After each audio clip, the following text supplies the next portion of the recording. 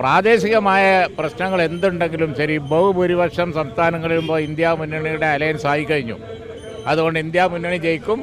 ഈ തവണ ഭരണമാറ്റം ഉണ്ടാവും. അതൊന്നും ഇന്ത്യ മുന്നണിയുടെ ഭൂരിപക്ഷത്തെ ബാധിക്കില്ല.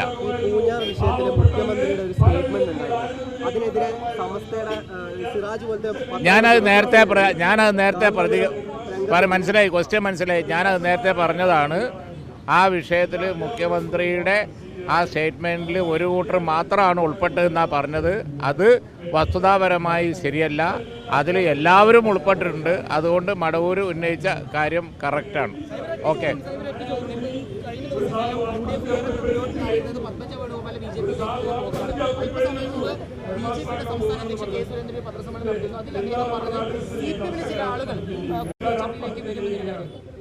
അതെനിക്കറിയില്ല. പക്ഷേ ഏതായാലും ശരി, ഇപ്പം അടുത്തുണ്ടായ ആ ബി ജെ പിയിലേക്കുള്ള പോക്ക് UDF-നുണ്ടാക്കിയത് വർദ്ധിച്ച ആത്മവിശ്വാസമാണെന്ന് രാഷ്ട്രീയ കേരളം വിലയിരുത്തി കഴിഞ്ഞു. അതിന് ശേഷമാണ് ഉണർന്നത്.